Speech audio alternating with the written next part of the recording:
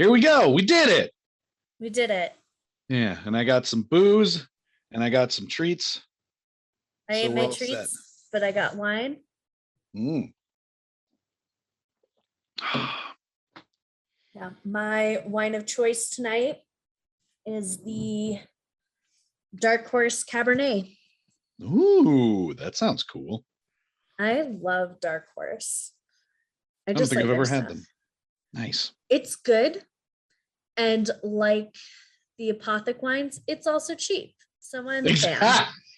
I will admit I didn't actually pick the Apothic with that in mind. The only reason I did is because I've had it before. It's a good and it has a cool design. Yeah. And I'm like, I just need something that's kind of witchy looking, if that makes sense. Yes. This is how mine looks. Ooh. Yeah. That's cool. All of their labels look like that, but it'll be like different colors. Like their Pinot Noir is like a purple. Ah, I like that. That's the one I usually buy the most, is the Pinot Noir. I don't drink a lot of wines, but when I do, it's usually cheap. Yes. Yes. You don't need to spend a ton of money to have good wine. You don't. You really don't. They've done studies on it.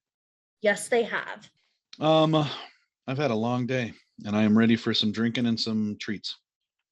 Perfect. Welcome, everybody. This is Peculiar Pairings.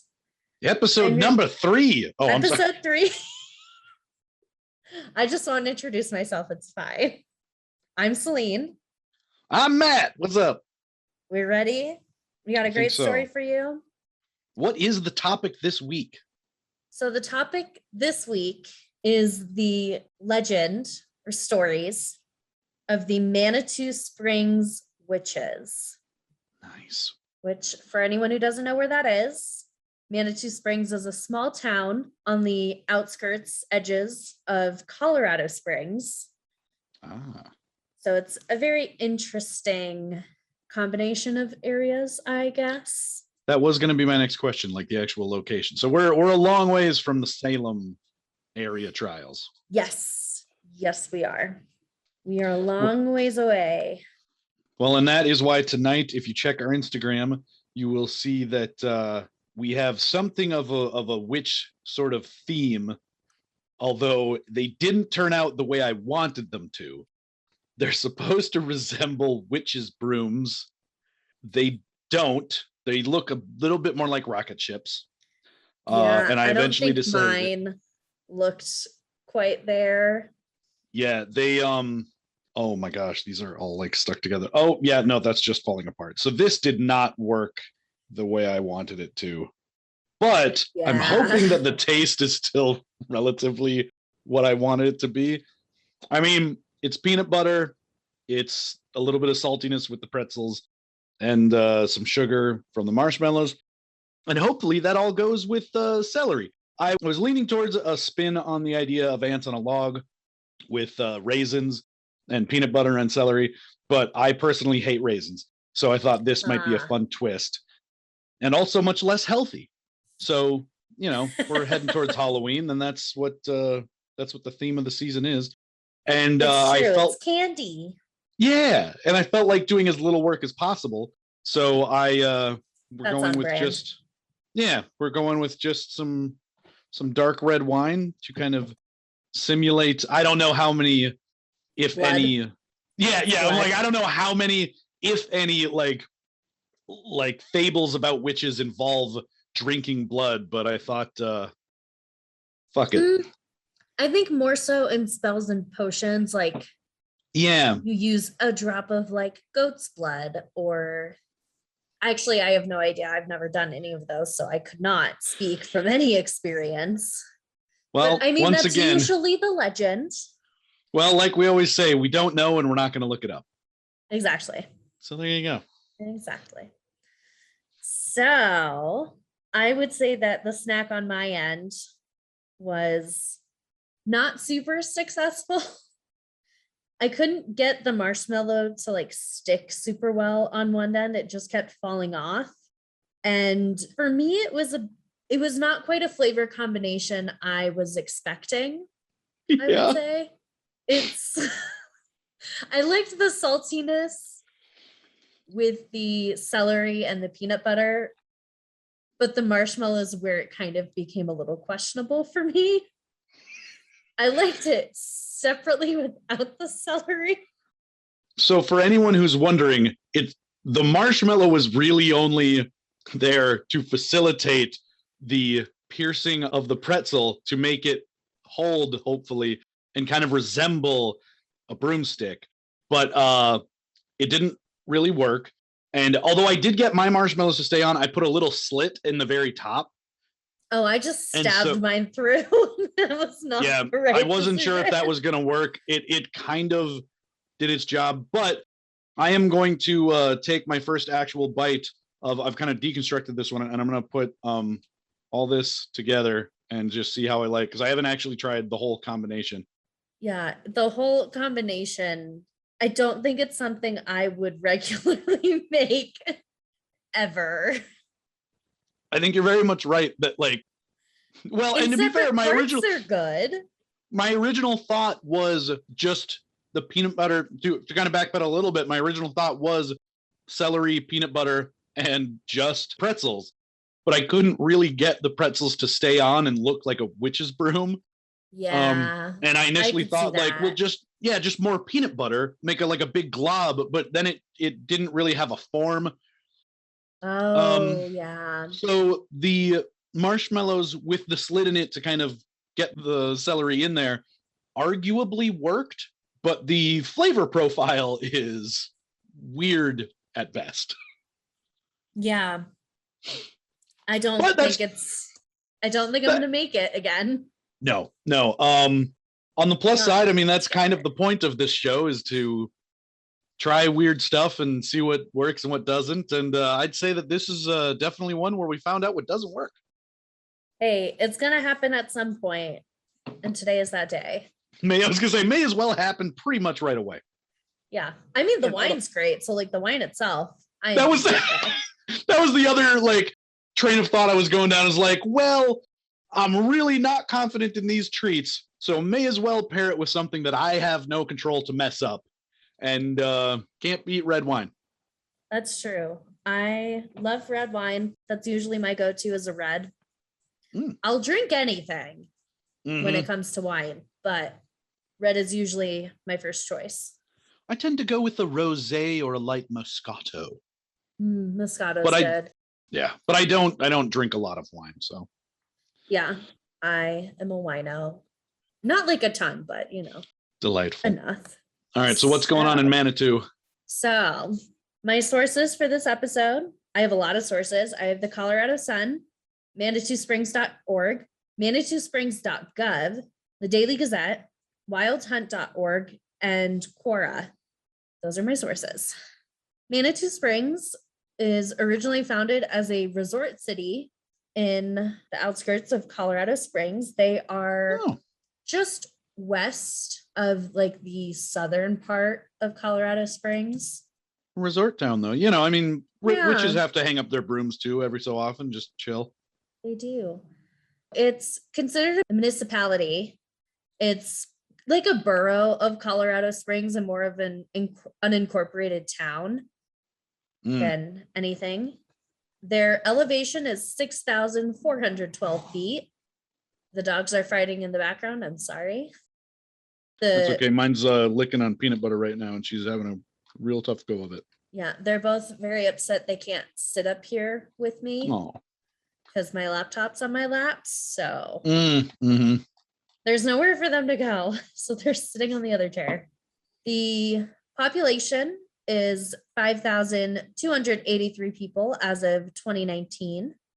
Manitou Springs was founded in 1872 by Dr. William Bell, who is an Englishman, and his business partner, General William Palmer. Neither of these guys have any relation to Alexander Graham Bell or General Electric? I don't think so. Okay. Not as far as I am aware, but again, I didn't look into it. Perfect. It was founded as a scenic health resort. So kind of like those places where people would get sent for tuberculosis. They're like, Yeah. oh, you've got the consumption. Makes me think of Send you to a Kellogg. mountain area. Yeah. The dry desert air will do you good. But they sent me to a mountain. Sometimes it worked, well, and most of the time it didn't. Yeah, well, you're gonna die now. At least You'll it's pretty. probably die, but hey, why not give it a try? Yeah, I mean, it's like you're gonna die of consumption. May as well be in a nice area. I mean, that's why Glenwood is a town. That and the Hot Springs. It's true. So the town was founded and became officially like an unincorporated town in 1876, which is the same year Colorado became a state. That's why we are the Centennial State. Fun fact. Wow. You know. Quite a feather in Colorado's cap. I mean, everybody's moving here, so I'm not a fan. Yeah. I can see that. Yeah. Although they are an unincorporated town, they do have certified local government, an active historic preservation commission, and a local historic district since 1980. Well, hey, look at that. They've got some things going for them. Yeah. We are a fan of that. They're not their own town, but they have their own stuff. They do. It's nice. They do things on their own. They're like, you know what? We're here, but we're doing it our way. Yeah. We got the springs. It's all good. Yeah. One of their town slogans or things people in the area want is to keep Manitou weird. Oh, really? Yes. How many cities are going to... Yeah, but how many cities are going to start adopting that? Don't we have Austin and Portland? Now we got Manitou Springs. Well, I think Manitou Springs has been doing it first because they're a more quirky place than I would say Austin is. All right, but we might need to provide numbers on that if we're going to make a claim at some point. I mean, I'm just saying, Austin people are going to get real passionate about it. I'm sure they are.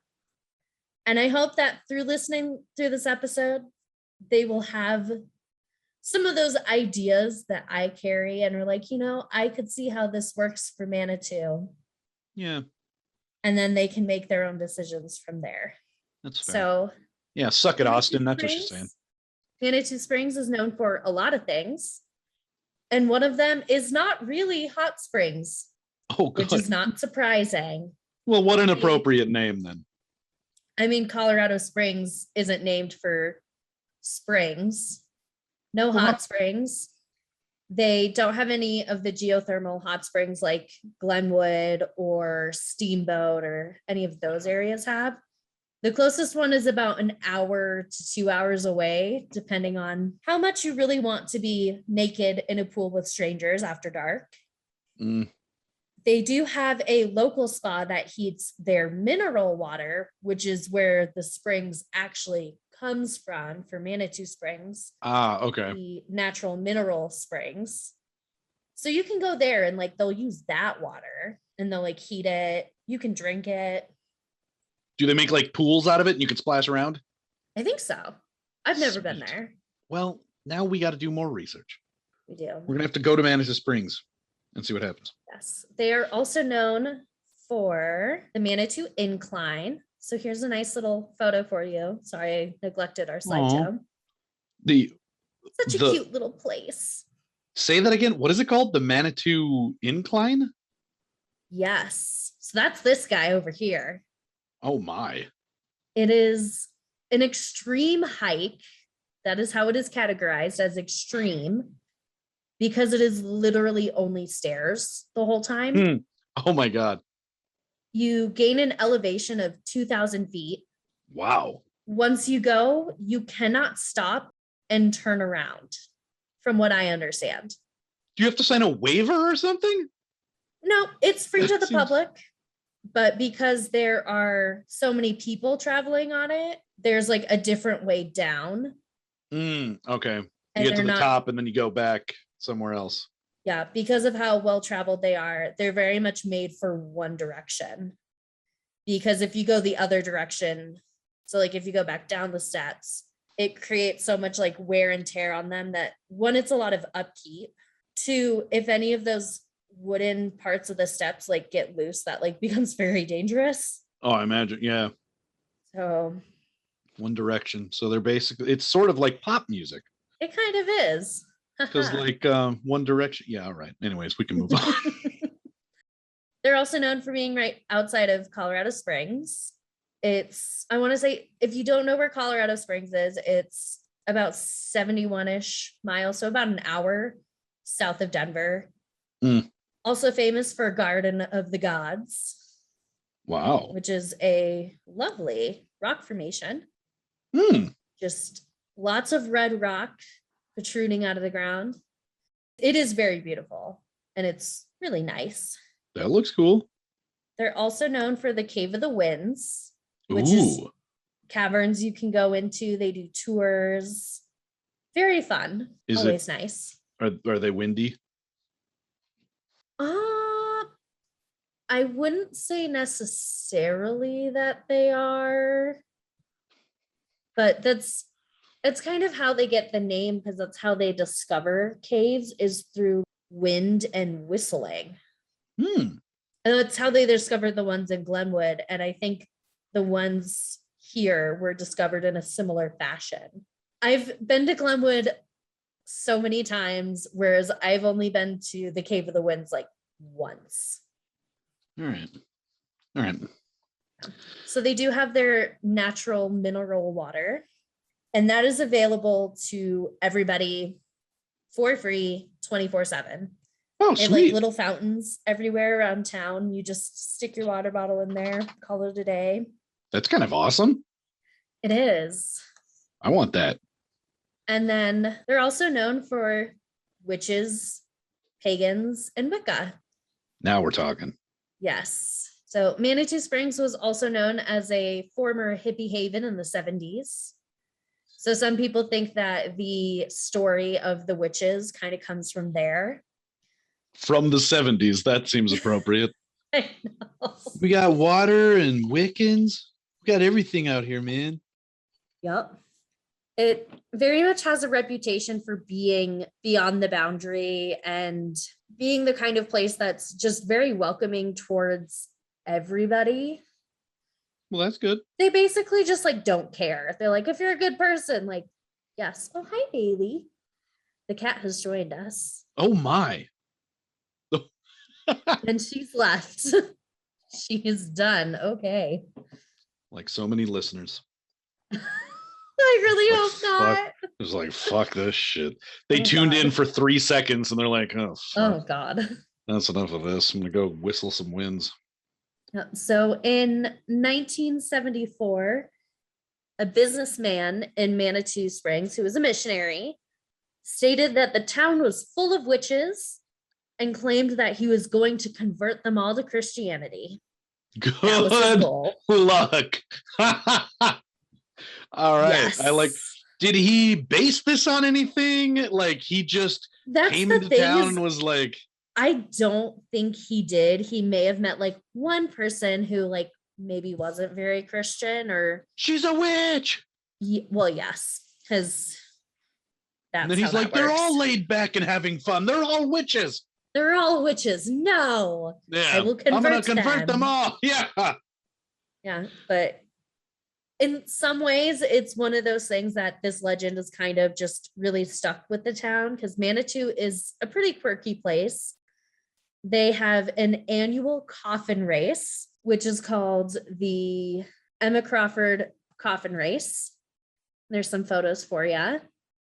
They do it during Halloween. You get a team and you race each other in a coffin, and like one person has to be in it driving. That looks spectacular. I know. They also have an annual great fruitcake toss in the winter. Sorry, the cat's like sitting on me now. No, you can't drink the wine. That was a close one. I can't have her spilling that on Sydney's table. Well, now she's getting into it. Now she's representing. Now she's representing our listeners better, how I would like them to be. Just like she heard coffin race and she said, "I'm in. Give me that wine. I'm gonna go coffin racing." I mean, I feel like that would just add to the flair and the festivities.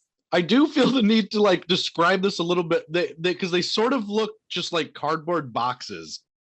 They kind of do. Well, and you described it as someone has to be driving. They just have cart wheels on the bottom. Like nobody is steering this thing. It's just a bunch of weirdos they have like racing down Main Street who's like driving / riding in it. And then everyone on the side is supposed to be like steering it where it's supposed to go while like sprinting down the street. I'm just saying there's no driving / riding. There's a person riding in it and the other people are just whipping them as fast as they can. Yeah. They're just trying to get them down the street. I'm not judging. I'm just saying. I love it. It looks like a lot of fun. It does. There was one point in time in Eagle where we had couch potato races. Yeah. And I think it was the idea in general is very similar to this. You have a bunch of people sitting on a couch and you tow it behind a truck. Pushing the couch and everyone else is like sitting on it. I'm like, this does not seem safe, but this is so funny. It was I mean, I like the spirit of it. It's like Red Bull's Flugtag, where you just sort of create these horrible flying machines that don't really work. Except this is a lot more manageable, where they're just like, we're gonna put some cart wheels on the bottom of a 2x4 and just plop somebody in here and get drunk and run around. Yeah. I mean, the costumes are really elaborate. I like that. They are. They're all themed. The photos I have, which I'll put on Instagram for people, we have one where it looks like Day of the Dead skeletons. Yeah, I like that. We've got pirates. And then we have Star Wars, which is really great because they got like one person dressed as Darth Vader and then the stormtroopers on the side. I was going to say, I'm assuming, I can't see if there's anyone in their cart. I imagine Darth Vader's supposed to be in there, but he just got out and he's like, I'm going to go threaten the populace. Well, it could be that they're just walking to the start. I don't think they're actually running because they look very casual in comparison to everybody else in the photos. I mean, stormtroopers tend to not usually be in a hurry, it seems, but that's true. Obviously, these are just people in suits. They're not real stormtroopers.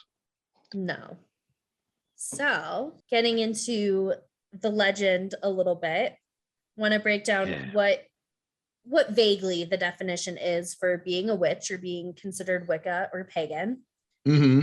So, being pagan is a religion that is not one of the main world religions. So like not being Christian, Jewish, Muslim, Buddhist, Hindu, or I think there's a few other ones that are considered to be up there, but it's not being that. And for some more specifically being non-Christian or pre-Christian, which I'm not entirely sure what that means. I could not really find a ton on it, but I didn't look super hard. So episode for another time, maybe.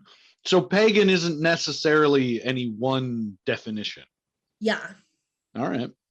And then being Wicca is considered a modern pagan religion. So it's like a form of paganism. And even that is more colorful from what I understand. Because there's like being Wicca, there's being like neo-pagan and a few other variations. Well, and that's being pagan in the Matrix. Yep, absolutely. They're going to explore that in the new movie. Ooh. Yeah. Fun. Neo-pagan. The legend behind Manitou Springs, or the thing that gets people talking about it the most, is that Manitou Springs is a town full of witches.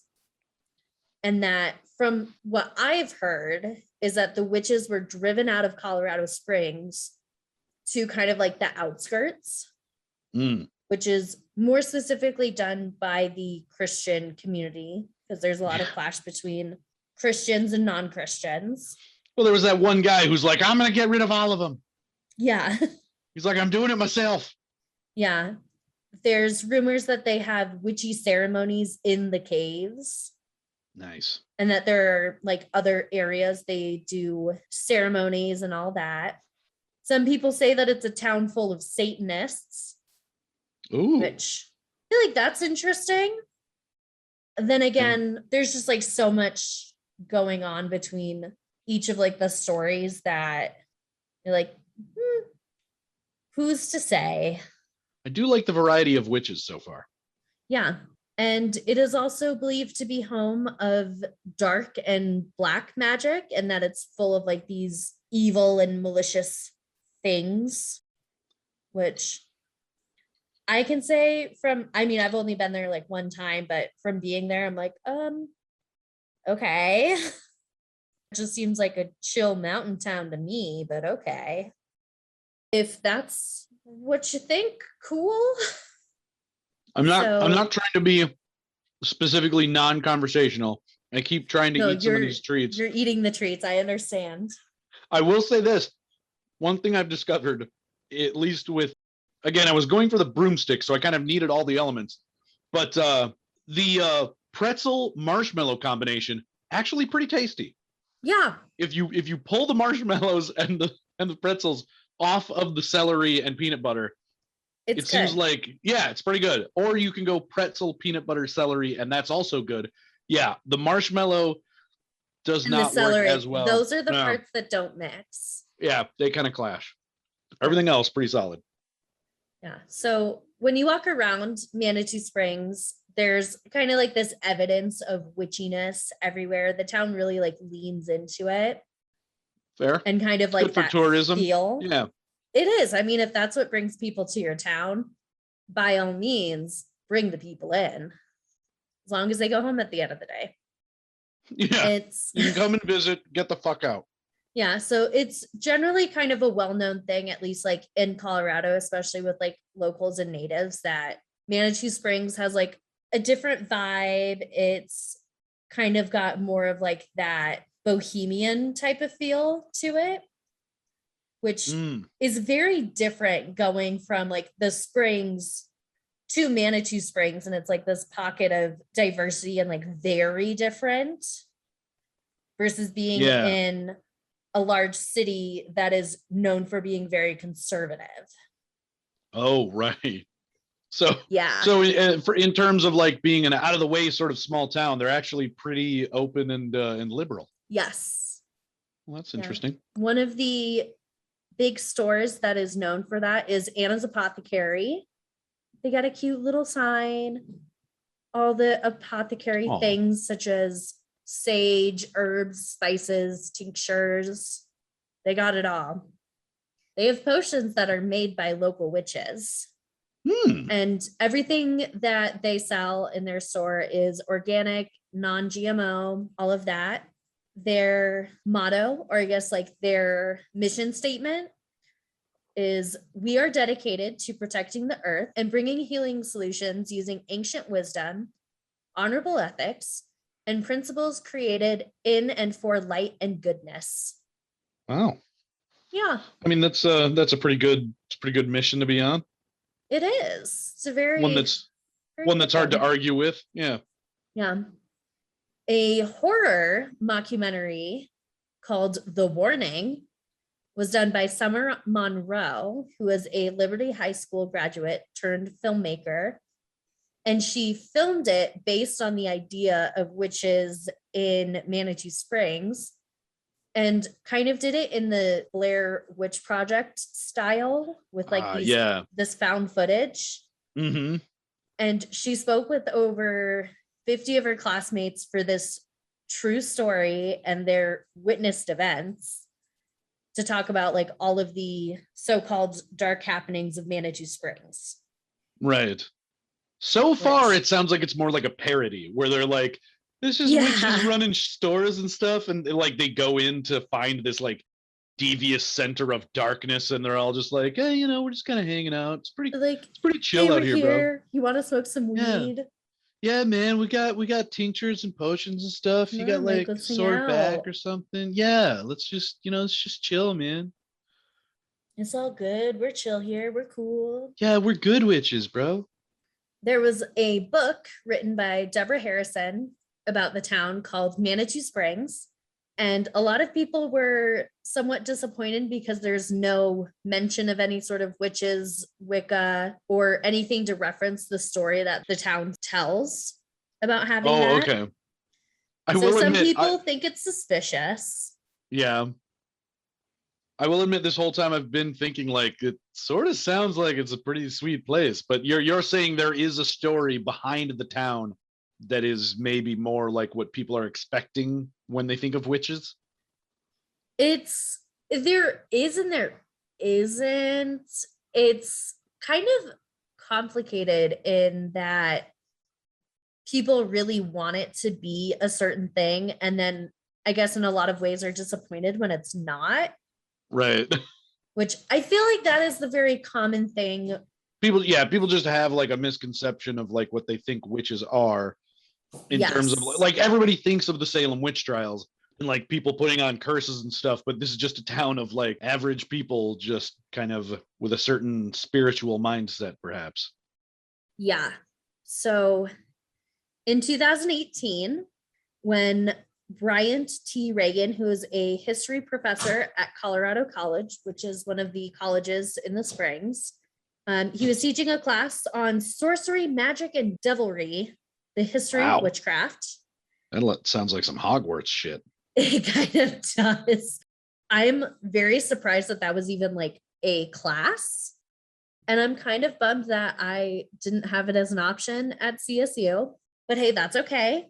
Yeah, I definitely didn't have any like spells or magic options in college. Mm-mm. But the issue he ran into was that he couldn't seem to find anyone who was Wicca or pagan to come and speak to his class. Okay. So either he wasn't able to find someone who was willing to do it, or he just couldn't find someone who was, because he either wasn't asking the right people or going about it the right way. Right. Which, I mean, and he could have done all of those things and just didn't have any luck. Right. Yeah. It's not right necessarily that there wasn't anyone willing to do it. He just never found anyone. Yeah. And part of this is that with Colorado Springs being a very conservative evangelical place, a lot of people have hostility towards minority backgrounds in a variety of ways. Yeah. So there's that small town flair. I can imagine that being in an area like that, you're maybe not as willing to be open about those things. Right. There is one fairly established, I can't speak today. There's one, it's just words. It's a curse. You got cursed. It's a little curse. No. There is one coven that seems to be like fairly established and well known in the area. And they are called the Eclectic Group Coven of the Five Elements. Okay. And I feel like their name could use a little punch up, but that's from everything I read, the coven organizers declined to go into any further information other than we exist and this is our name, which is because they have had a lot of negative interactions with people, and that being witches and Wicca has such a negative stigma that people generally don't share the same things that they do as far as beliefs and all of that. So they're like, we're not telling you anything else. You don't know. Yeah. You don't get to know who's here, because I mean, I feel like that's reasonable. Like not everyone's going around sharing their beliefs to everybody all the time. So, right. Do you have any numbers on like how many people are members? I don't. No, I couldn't find. Well, they won't tell anybody. Yeah, they won't tell anybody. So I couldn't find anything on that. Yeah. So you don't get to know. And especially with Colorado Springs being what a lot of people call a like Christian Mecca and like this evangelical stronghold in the country, people aren't going around announcing that they're not Christians. Right. That's kind of like the last thing you want to do to like draw attention to yourself is be like, hey, by the way, Tim, I'm not Christian. So like, can you not?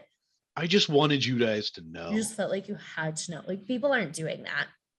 No, not usually. And the great thing about Manitou Springs is that despite all of the rumors of this evilness and dark magic, the locals feel fairly safe.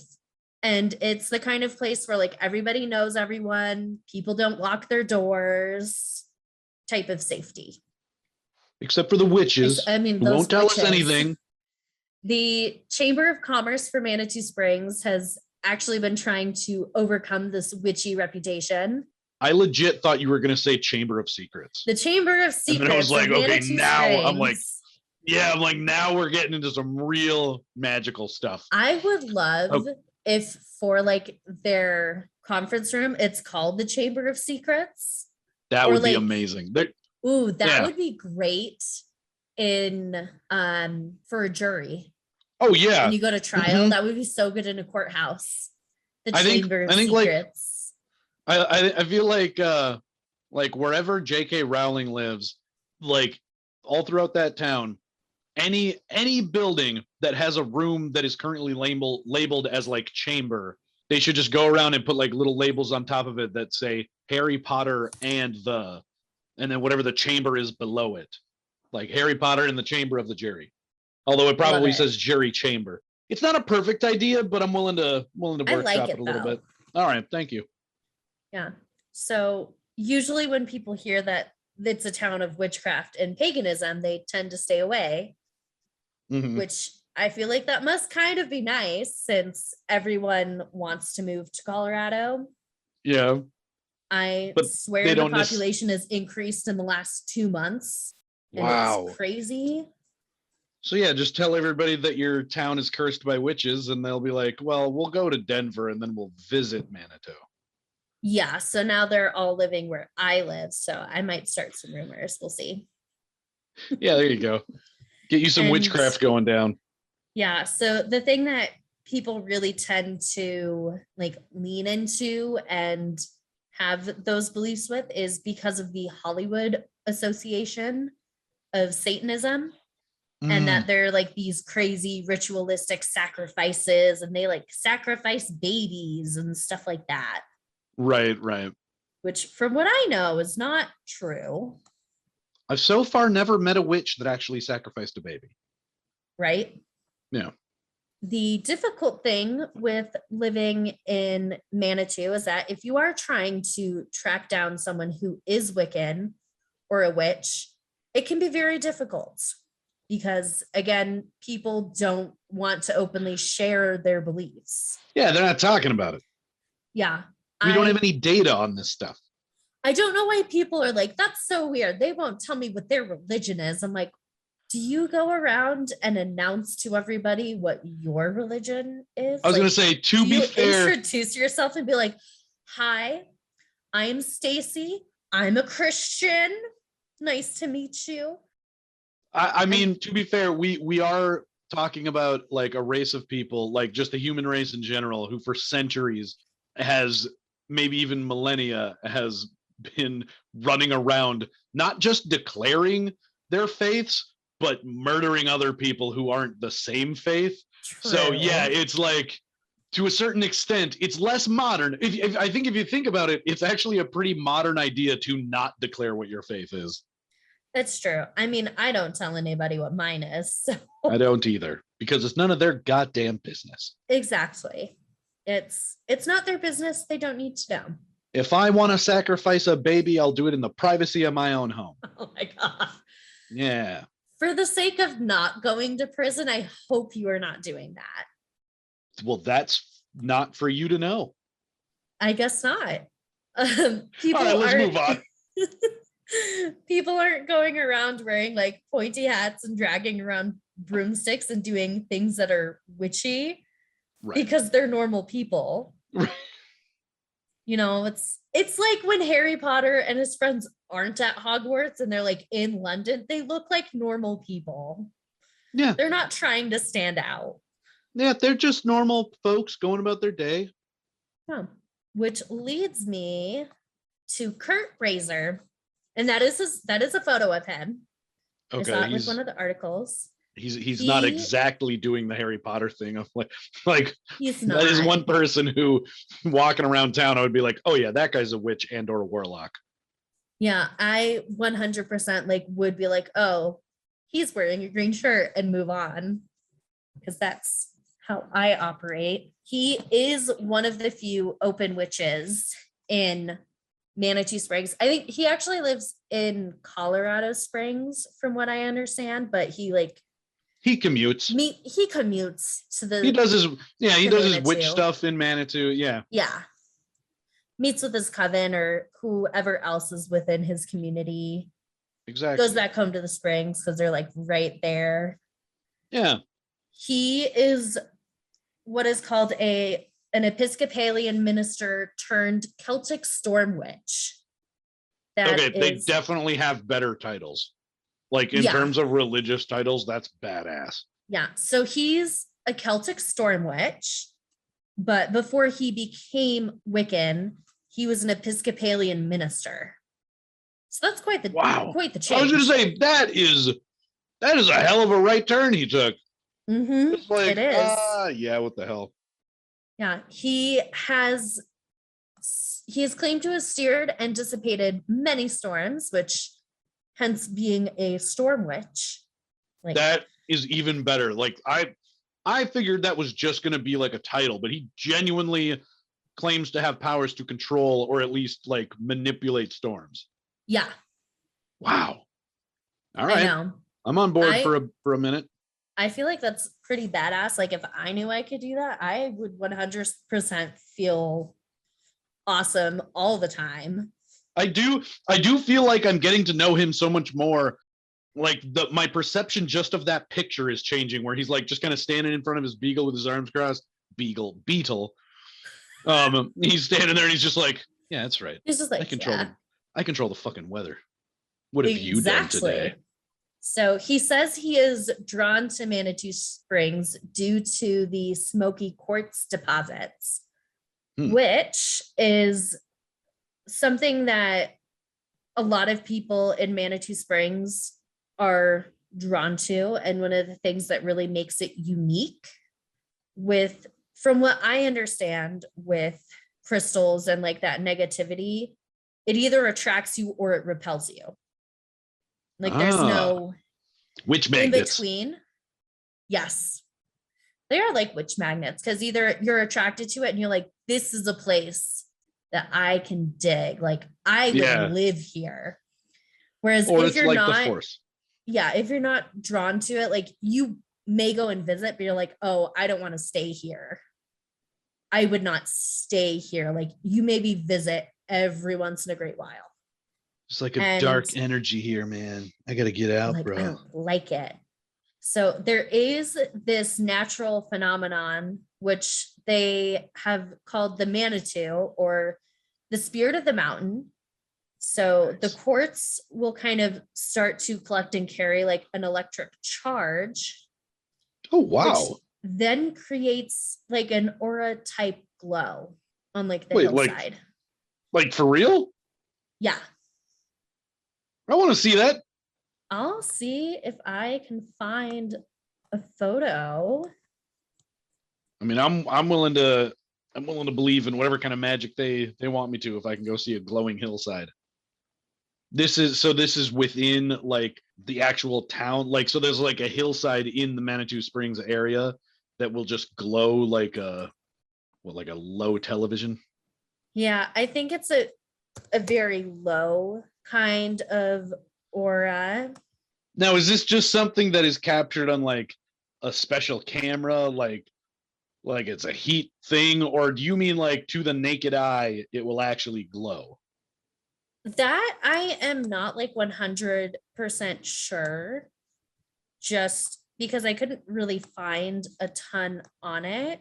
So I don't know if this really gives you much of an idea. I was going to say that kind of shows. Oh, what the hell? Hold on. It's not wanting to show the photo. I was going to say that I pulled up a few. The only thing I've seen, it looks like they're just taking pictures. I'm going to have to see it with my own eyes. Yeah, it's one of those things like I've never heard it before. So I'm like, oh, is it like, how do you know?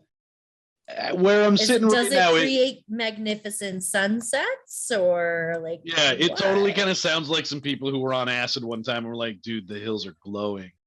It does a little bit. A little bit. It does. I'm going to reserve my belief for a bit more evidence, but a fun story either way. Yes.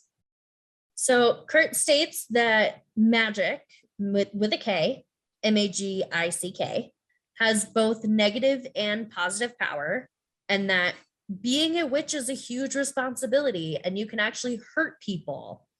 So that's why people are scared of Manitou Springs. Yeah. Yeah. There's too many witches. There's the witches. He follows a version of the Wiccan Rede, which is a moral code for Wiccans. Okay. The one that he follows is, and it harm none, less in defense for the greater good, do as you will. Which I've heard that do as you will type of phrasing quite a bit. Yeah. Within non-Christian religions more. Yeah, so it kind of sounds like as long as you're not hurting anybody, do whatever you want. Yeah. Which is, I know, is a very Satanistic, like the Church of Satan idea. Mm-hmm. Is they're like, if you're not being an asshole to everyone and you're not hurting everyone, like just do what you want. Yeah. Just barely tipped on the side of good, where it's like, we're not necessarily saying you have to help your community or, any of that, but like, if you're not hurting anybody, just do whatever you want. Yeah. We're not bad witches, but I'm sure if someone was like, I want to go above and beyond, they'd be like, cool, that's what you want to do. Great. Right. Yeah. Cool. They are it's nice to know they are actively discouraging bad behavior. Yeah. They're like, look, we're not saying that as part of this coven you have to be like doing good deeds, but you don't be a dick. Just don't be a dick. Yeah. He did state that a lot of people aren't comfortable with coming out and being open with their religious practices, that the witches are hiding in plain sight and that they are here. Makes sense. He's not going to dive into that more. I do appreciate that he's not hiding at all. Yeah. He's like, I'm here, right here. Hello. You see my lime green beetle? Welcome. I ain't scared of nothing, man. He's got like the little flower lights on it too. I love it. And it seems to match his necklace. Oh, that's a pentagram. Never mind. I thought his necklace was a flower. Okay. It is a pentagram. So I feel like that does give him away a little bit. Yeah, like that. I'm assuming, again, like based on his creed, he's not doing bad things, but generally negative things are associated with pentagrams. Yes. So he does say that there are witches in every community, and he's like, it's not like we only live in certain areas. Right. We're all over. You just don't know. Right. He does have some recommendations for people if they ever come and visit, and that is to go to Adam's Mountain Cafe and the Swirl Wine Bar, which are both like local places, and they're still open post-COVID because I checked. I wanted to know if these were still there. So I did do the research. Do these recommendations have anything to do with witchcraft? No, they're just places he likes. Hey, if you come to visit, go to Adam's. Is that is it like a nexus of dark energy? No, man, but they make a killer pancake. Let me tell you, pancakes. Like, you should definitely go. And they use the same batter for their waffles, so they turn out a little weird, but the waffles are still good. I mean, a waffle is still a waffle. A waffle's a waffle. Yeah, I got a cappuccino named after me there. It's pretty great. Honestly, that would be awesome. Oh yeah, he gets a 5% kickback on those cappuccinos. I hope so. If that is what is happening for you, Kurt, I hope so. Yeah, Kurt's Celtic. What the hell is he? Storm Witch. Celtic Storm Witch. That is badass. Kurt's Celtic Storm Witch brew, or like mocha cappuccino. Yeah, Kurt's Celtic Storm Witch cappuccino. I like it. Kurt, we're gonna name a drink after you. So here's to you, Kurt. Overall, as we have learned, being Wiccan or a witch in the Springs and around the Springs is very hush hush. Tell no one. You got it. They Except for had, Kurt. except for Kurt, they had in the Springs what they considered a culture war, which is when the minister in 74 came in to confront the forces of darkness, which, wow, if you've ever had someone try to like confront you with religion, is like extremely off-putting. Yeah. I've had it happen going to school at CSU where people come up to you and they're like, hey, I want to do a survey. And you're like, is this for a class? Sure. Why? Yeah. Yeah, I made the mistake once of saying yes. And then someone was like, do you think you're going to hell? And I was like, what kind of survey is this? It's for expressive writing. Now What? answer the question. Yeah. Like, what?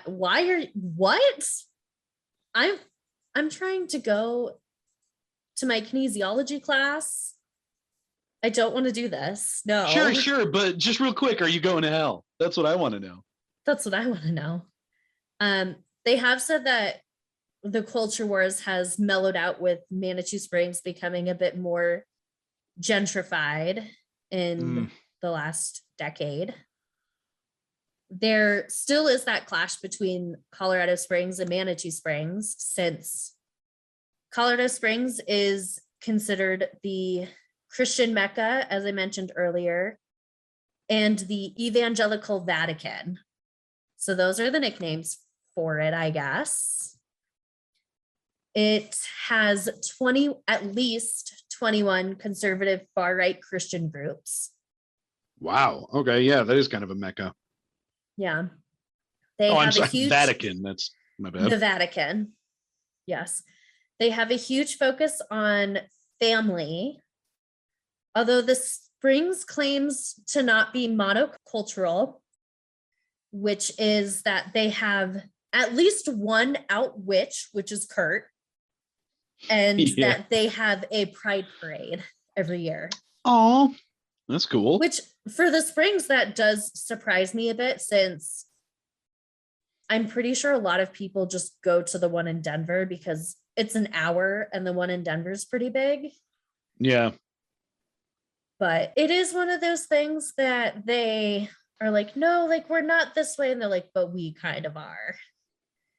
They have, with some of their organizations, one of the articles I found that has that like focus on family is actually called Focus on the Family. That is the name of the organization. They really do need to get a little better with their names. And they had a whole article that I want to say was published in 2019, so fairly recently. And it was called The Hidden Traps of Wicca. And I read through it, and it was very much an article trying to tell people how teenagers are turning to Wicca and becoming pagans, and that it's more common with girls and women because they're like, oh, there's this whole focus on girl power. And overall, the article was very anti anything non-Christian, which they are a Christian organization, so like I can't blame them for that. Right. But one of the counter arguments to having girl power that I thought was kind of odd phrasing was that Jesus is the source of real girl power. Okay. Which I get where they're trying to go, but the whole point of girl power is having strong female role models. Right. So I feel like Jesus as a man is not the best choice. Yeah, that's Christianity trying to rebrand to reach a wider audience. They're like, you know who the womanliest woman of all is? Jesus. Yeah. Yeah. Let me tell you about him. With having a lot of that influence in the city, it is hard for people who are not Christian to feel welcome. I can imagine that. Or even people who aren't super like religious Christians, it's hard to feel welcome. Right. They're like, look, we're Christian, but we're not that Christian. Yeah, we're not that Christian. Yeah. We So don't think that we're Christian, but we don't believe that Christ is the greatest female role model. yes. He is not the ultimate source of girl power. Right. It's Beyonce. Let's be real. Exactly. It's Beyonce. Got to put a ring on it. Oh, yeah. So in comparison, Manitou Springs has more of that bohemian vibe. Yeah. They have a lot of Native American influence, which is okay. mainly coming from the Ute and Arapaho, since they commonly used and currently use the springs for drinking water.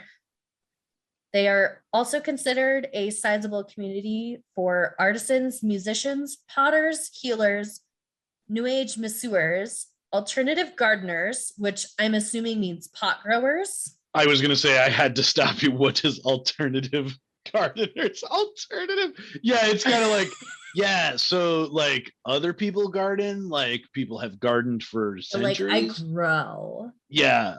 Do you even grow, bro? Like you don't even grow. I grow, bro. It's legal. So right. On the state level. Yes, on the state level. Don't take this out of Colorado, bro.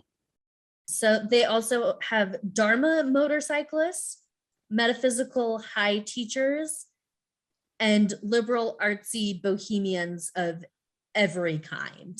Yeah, the last one makes sense. What were those last two, though? The ones before the liberal Dharma motorcyclists? Let's start. What is that? I don't know. Great. I like to picture. I could not find really good definitions on like any of these. Well, they don't talk about it. Yeah, and then metaphysical high teachers. Metaphysical high teachers. And I don't know what that means. I don't know if that's like a meditation guru or something like that. But either way, it is a bohemian heaven in Manitou Springs. And they have non-traditional spiritualities overall. Dharma cycle. Oh, Dharma. Okay, I believe it's sort of Buddhism or part of Buddhism or Hinduism. So they're Buddhist motorcyclists. Yeah. I could see that. Yeah, they look like a super scary motorcycle gang, but they're all Buddhists. In Hinduism, Dharma is the religious and moral law governing individual conduct. So they are literally like Hindu motorcyclists, assuming that that's what that's talking about. Sorry, what was the one right after the Dharma cyclists? The metaphysical high teachers. So metaphysical high teachers. Oh, which is why I think it's like a meditation guru of sorts. Yeah, and they do a lot of work with the alternative growers. Probably. I would not be surprised. They're like, well, high is in our name, bro. So yeah, we get a ride from the Dharma cyclists.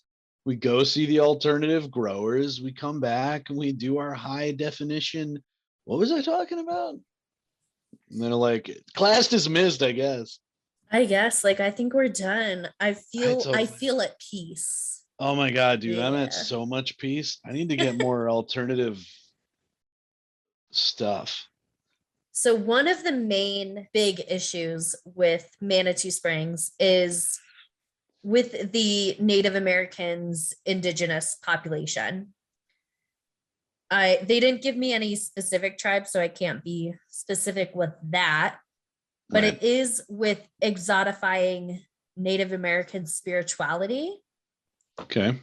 And people aren't entirely sure if the Native practices has been what is contributing to the legend of witches in the area. But Manitou Springs is a very different energy and vibe. And from what I've read and researched, people can feel it. There are apparitions of Native Americans, tuberculosis patients, devil worshippers, witches, anything else. It's all there. It's a town with ghosts, and I dig it. The TB patients really kind of threw me. I remembered you talking about like it was in the beginning, a site yes. yeah, but I completely forgot about that. So it's like, you know, Native American spirits and like past witches. You're hiking and you see a Native American spirit, you see a witch, and then you see a person in a hospital gown, and you're like, oh, just blood on a handkerchief. Oh, hello there. Are you here for the fresh air too? And you're like, no, sir. I came out here from Georgia, boy. Oh, this is some good.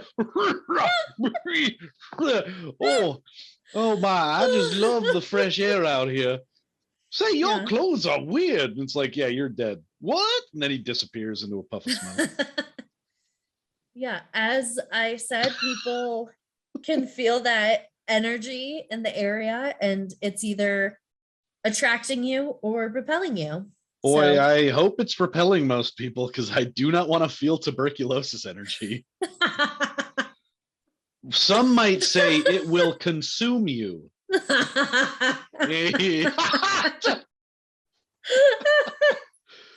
little bit of a history joke. The consumption. Yes. All right, we'll move on. Yes. So that is it. Unfortunately there's not tons to it. Fair enough. Short but sweet. I like it. Yeah, that is the story of Manitou Springs and their witches. Sweet. I do have to say, my two highlights are, one, at the very end, I just love the idea of specifically a tuberculosis ghost, which I am going to make a band name named that. TB and that patient. Specifically tuberculosis ghost, or something like tuberculosis ghostus, something like. Yeah, there's a really great ghostess. Yeah, it's a really great like Manitou Springs local indie band name. And they like they sell cassettes in like the apothecary shops. It has to be cassette tapes. It can't be CDs or anything. Nope. No. It could maybe be a record, but like you only make one. And it's made out of hemp. Yes. And it does not play well. It does not play well at all. But it's like their vibes are in it, and that's what they're going for. Yes. And then you gotta have the vibes. Yeah. And then I will also make a young teen adventure book titled Tuberculosis Ghost. And that's really just kind of a fun romp through history as they're trying to like solve some random crime, and then they meet a ghost who died of tuberculosis. And they solved the mystery of their death. It was consumption. Yeah, exactly. On their own. This is the first case we've solved that was, nobody killed you. You killed yourself, really. You went to Manitou Springs. You should have gone to a doctor. And the doctor told him to go to Manitou Springs. So oh shit, twist. Like that. Shit, you're right. I mean, the doctor's the killer. Oh my god, no. Oh fuck. All right, told them to go there. Now their death is on their conscience, but they don't know because, I mean, how many other people are they sending there? It's recent enough that the doctor's on his deathbed. He's still alive, and the ghost needs to get like closure from the doctor by being like, "You told me to come here, and now I'm dead." And he's like, "You were gonna die anyway. I thought you should be in a nice place." And he's like, "Well, it didn't help. I guess it was nice." People were still getting tuberculosis in like the 50s. Oh, I thought you were going to say now. Do they get tuberculosis? You can. But like we can treat. Now I have to look it up. Yeah. Like, number of tuberculosis cases. Now we must know. Yeah. How do you spell tuberculosis deaths in 2020? Let me guess. 10. All right. Is that higher or lower? Well, this says that doesn't make any sense. This says an estimated 1.8 million people could die from tuberculosis in 2020, which I'm assuming is due to COVID. Hold on. A total of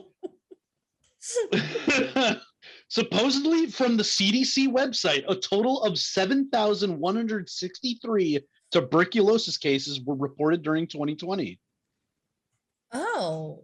Okay, so the 1.8 million was a very off number. That was a really odd number. That doesn't make any sense. And like almost all of you will get tuberculosis, like a good third of you, 1 in 3. Okay, so I'm assuming this isn't US, but supposedly, again from the CDC, tuberculosis is the leading infectious disease killer in the world, claiming 1.5 million lives each year. That can't be right. I feel like that isn't right. No, that must be just like outside of the. Okay, in 2018, the most recent data available, 542 deaths were reported in the United States. Oh, so that's yeah, for the US happening, but it is a very small amount, and I think for the most part it is treatable. For sure. Yeah, it's kind of along the lines of like rabies, where it's like, how could anyone die of rabies? And it's like 4 cases a year.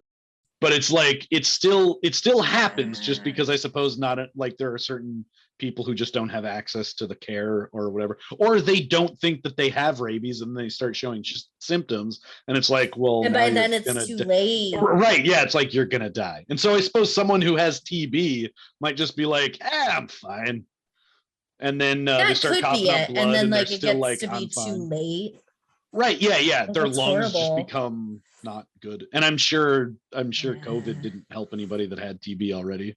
Oh, probably not. Oh my God, I didn't even think of that.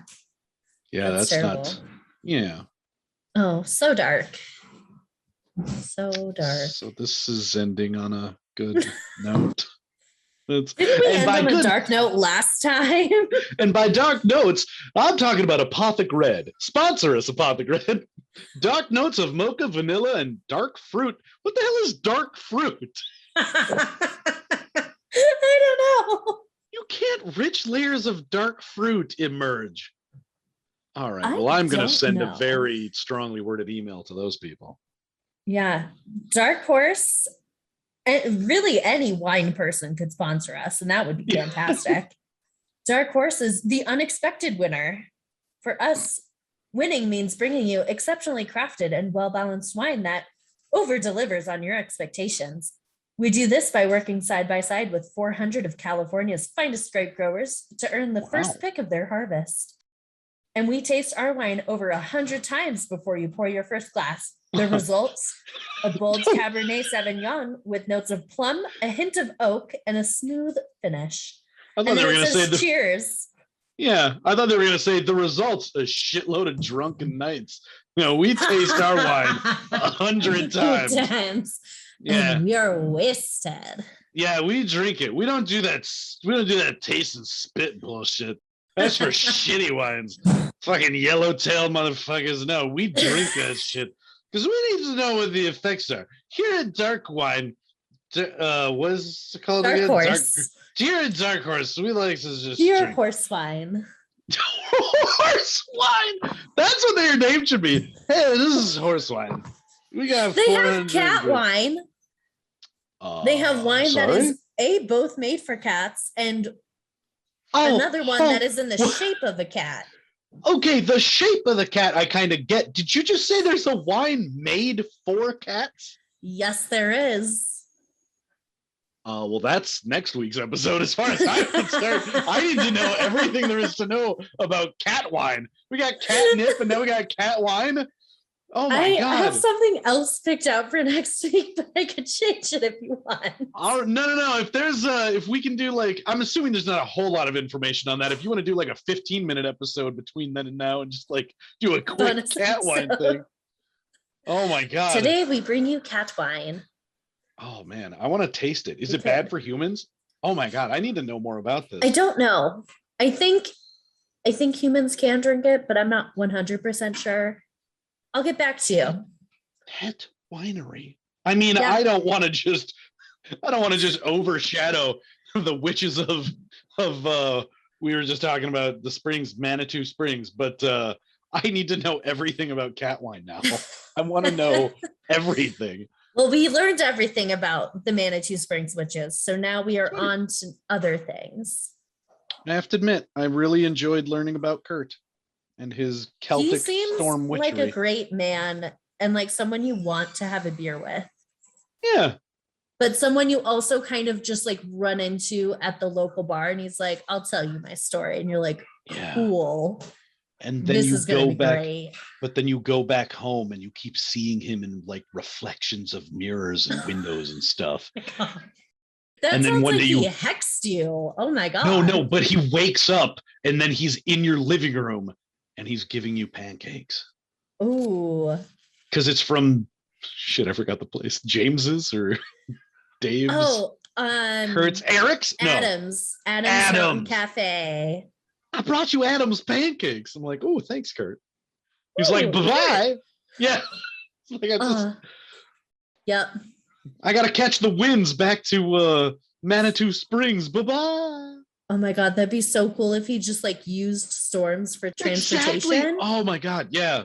That's what the bug is for. It's for driving in the storms. It just like levitates and goes. Exactly. This is some Harry Potter shit. Yeah. He just flies. Like everyone thinks he has a side hobby as like a storm chaser, but really he's just teleporting. Dang. You're goddamn right. Kurt, live your best life.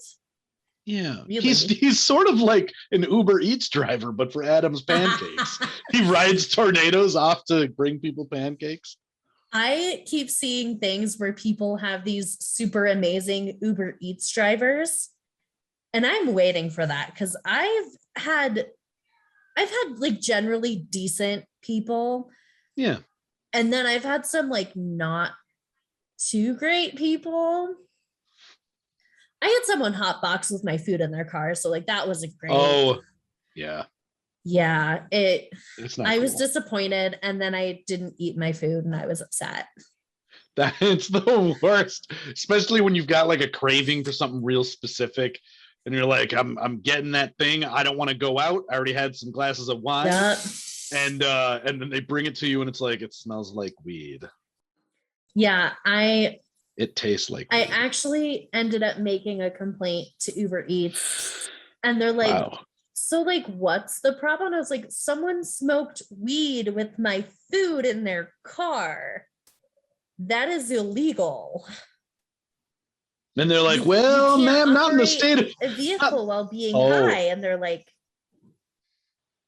so wait, what was the problem? And I'm like, oh my God. And then you're like, are you high right now? And I'm like, well, you're calling Colorado, right? It took them a minute and they're like, okay, we'll look into it. We'll refund your food. We're sorry. Like, oh, well, that's good. Thank you for taking care of it. I just feel like I can't not say something. Yeah. Because I mean, like if I were on the road and I encountered someone who was high, like I wouldn't necessarily feel safe. I will admit I've been surprised at because I mean I grew up in kind of a country area and then I moved to the Twin Cities and I have been amazed at how many times, even with my windows closed, I've pulled up behind a car and it's just a wall of like weed it smell. Just like pours out of the windows and you're like, whoa. Especially if you're on the freeway and it's like, look, if you're cruising from like one club to the next in downtown Minneapolis at 3 a.m. and you've got someone who's like driving you, you know, wherever you're going and you're just having a party, whatever. But like, if you're on the freeway, like driving home from your job or something. That's so concerning. Oh my God. I'm like, I don't think you should do that. Yeah. Oh, boy, do we have scores for our snack and beverage tonight? Oh man, the beverage, I mean, it's red wine. I didn't go out of my way. I'm gonna give it a solid 6. It's I don't think there's anything wrong with it, but it's red wine. I'm also not a wine person. In terms of the treats, I think we have discovered that like half of it, each half of the treats, separate from each other, are like an 8 or 9. I mean, it's hard to go wrong with peanut butter and celery sticks and salty pretzels. Pretty solid combo. And I was actually surprised by the marshmallow pretzel mix. I might do that more. Just like stick a pretzel. Peanut butter in there. It's good. It was pretty good. You can get the fudge from last week or the caramel. Mm. Yeah, there was something to that. Things. I was surprised by the pretzel marshmallow. You put the celery stick with the peanut butter inside the marshmallow with the pretzels, and it drops to a 3 at best real quick. I'd say like a 2. Yeah. Just because the celery and marshmallow combination is not meant good to be. No, not good. Not No. and even on a texture basis, It's a little weird. Yeah, because even like the crispy crunchiness of the pretzel, it somehow complements the marshmallow really well. But yeah, the crunchy moisture, the crunchy moisture of the celery. No, it doesn't work. So no, the treat as it was presented, 2, maybe 3 at best. Not great. Made the wine seem more refreshing though. I mean, the pairing. I will say that. The pairing as a total, I'm gonna go with a 4. I'd say a 4. I'd give the celery marshmallow combination a 2 as a whole. Yeah. And the wine, I'm gonna give a 7 because this is one of the wines I really like. It's a solid wine. And I mean, I'm not trying to drag down Apothic's rating. I don't know wine very much. I mean, it's a good red. Tasted good. Yeah. The rule with wine is if it tastes good and you like it, it's a good wine. Exactly. I've seen a couple things talking about like sommeliers trying to sound all cool and stuff, and they're like, ultimately, drink what you like. Like it drink what you like. Yeah. Don't. If it costs $3, drink it. Who cares? If you like it, who gives a shit? There you go. That's the new motto for today's podcast, especially coming from our pal if you Kurt. like it, who gives a shit? Yeah, Kurt switched from being a minister to a witch who controls storms and delivers pancakes through tornadoes. Fucking Kurt's living his best life, and he looks down the lens of any camera and he says, "Who gives a shit? My name's Kurt," and then he just disappears in a puff of smoke. Ooh, that would be the most badass entrance and exit ever. Yeah. Just and then his poof, I'm here. Yeah. Poof, I'm gone. And then he's gone. And then like 20 feet away, you just hear it's him and his beetle just it's going away. Exactly. Dang. He's got to deliver more. Here. He's got to deliver more pancakes. I mean, he went 50 feet to a beetle. I mean, that's like, but he's still pretty good. It's still pretty good. Yeah, he's driving away in the beetle, but he went 50 feet from standing right in front of you in a puff of smoke. That's pretty damn good. Better than I could do. For sure. Yeah, I'm like, goddamn, Kurt, you do you, bro. You do you. Yeah. So what do you got on tap for next week? Next week, I have the Bell Witch Caves. Ooh, I'm gonna have to think of more witch stuff. They're haunted caves. If that helps. Yeah, it does. And it's in Tennessee. If that helps either. Oh, yeah. That helps give you a little more info for next time. We going down Southern way. I don't know if that's a good thing or a bad thing, but it's gonna be fun. Oh, we'll find out. Stay tuned, listeners. Yeah. We're gonna be shit. I gotta get my info. Shut up. Everybody shut up. Oh God, where did I put that? I always fuck this up. I have to remember to get this up. Everybody shut up. I'm sorry, I'm laughing. No, it's fine. Where are we on Patreon? You do that part. Yeah, so we are on Patreon. You can find us at patreon.com/peculiarpairingspodcast. I think you can also search for us and you should see our logo, which will be revealed soon. I am almost finished with it. You don't like my piece of shit pumpkin and wine glass. I've been working on this logo before you made the pumpkin and wine glass. All right. Which I will make an alternative with the wine glass and pumpkin for you. That's very like designy and cutesy. I am in no way upset. That was done very quickly just to throw up on Instagram, and it served its purpose, but needs to be replaced. So once we have that, you can look for our logo. You can search for us. You should be able to find us. We have a few different tiers. Check them out. I know one of them is you can sponsor an episode and we'll let you pick the topic. So Oh, that's cool. exciting. I'm pretty excited about that. I really want to know what other people would. I'm come excited up to with. see what people pick if we have anyone at that level. So I guess Yeah. only time will tell. That's true. And speaking of Instagram, you can find us at peculiarpairingspod. You can find us at Twitter at peculiarpairipod. That's PARPOD. They have a character limit or something. I don't know. But you can also email us suggestions and bullshit at peculiarpairingspod@gmail.com. A lot of hard P's, but Hey, that's what we're here for. yeah, alliteration Peculiar is fun. pairings and alliteration. Yeah.